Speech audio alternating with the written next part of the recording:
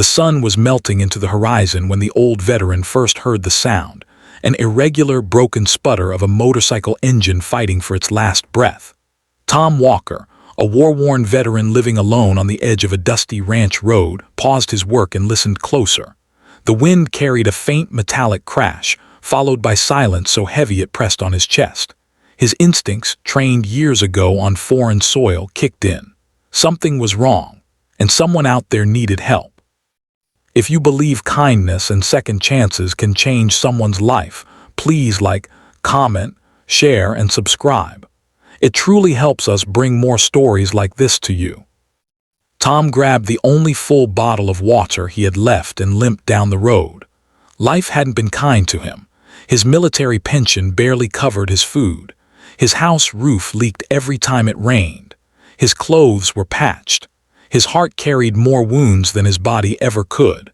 But none of that could stop him from moving toward the fallen biker lying motionless in the dirt.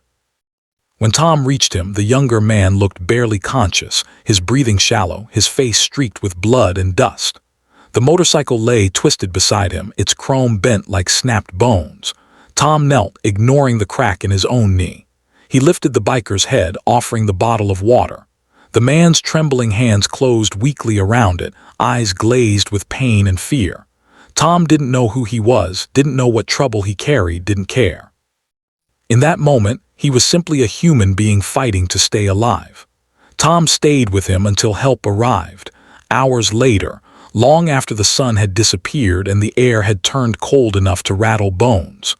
By the time paramedics loaded the biker into the ambulance, Tom was shivering, exhausted, and alone again on the empty road. The next morning, Tom went back to his quiet life, not expecting anything to change. Just another act of kindness thrown into the wind. But something had changed. A storm was quietly forming, one that would shake his entire world.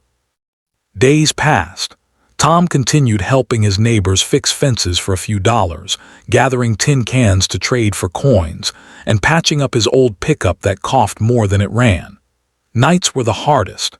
Memories of brothers he'd lost overseas returned like ghosts packing the floor.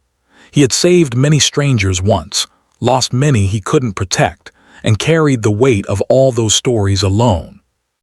Saving that biker didn't erase the pain, but it reminded him of the man he used to be, the one who believed every life mattered. A week after the accident, just as the sun began to sink again, Tom noticed a distant rumble. Not a single engine this time, hundreds. The ground trembled under his boots. Birds scattered from the trees. Dust surged across the road like a rising cloud. Tom stepped out to the porch, instinctively tightening his old jacket, wondering if trouble had finally come for him. The sound grew louder, heavier, until the horizon turned black with the shapes of motorcycles. Then he saw them, rows upon rows of bikers dressed in leather, chrome glinting, engines roaring like thunder. Nearly 2,000 riders stretched along the dirt road, gathering around his small, weather-worn house. For a moment, Tom felt fear, not for himself, but for the life he had rebuilt so quietly. He had seen combat, but nothing prepared him for this army of roaring steel and silent intensity. The bikers came to a slow, disciplined halt. At the front of the procession stood a man with bandages still visible beneath his vest, the same biker Tom had saved. He stepped forward, leaning on a crutch but smiling with a gratitude so raw it softened the hard lines of his face. Behind him, the rest of the riders, the Hell Angels, removed their helmets in unison, their respect as heavy as the silence that followed. What Tom didn't know was that the man he'd saved wasn't just another rider. He was the son of a high-ranking member of the massive biker Brotherhood. When word spread that an old veteran living in poverty had given his last bottle of water and stayed for hours to save the life of a stranger, thousands vowed to ride in his honor. They didn't come to intimidate. They came to repay a debt of humanity. One by one, riders approached Tom with supplies, boxes of food, tools, clothing, and envelopes filled with donations. Some brought new boots for him. Others fixed the fence on their own, replaced the rusted hinges on his door, repaired his roof, washed his truck, and even filled his home with groceries that would last for months. They worked in silence, bonded by a code Tom understood deeply: loyalty to those who show kindness without expecting anything in return. The biker he saved placed a hand on Tom's shoulder, telling him without words how much his life now meant.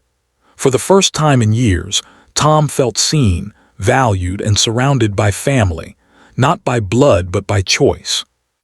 As the sun set over the horizon, the massive group of riders revved their engines one last time, sending a wave of thunder rolling across the land. They left slowly, respectfully, their formation stretching miles down the road. By the time the last bike disappeared, Tom stood on his porch, eyes full, heart overwhelmed. The man who had spent years believing he was forgotten realized he had just gained 2,000 brothers. If this story touched your heart, please like the video, share it, and subscribe for more powerful real-life stories. Your support truly keeps this channel alive.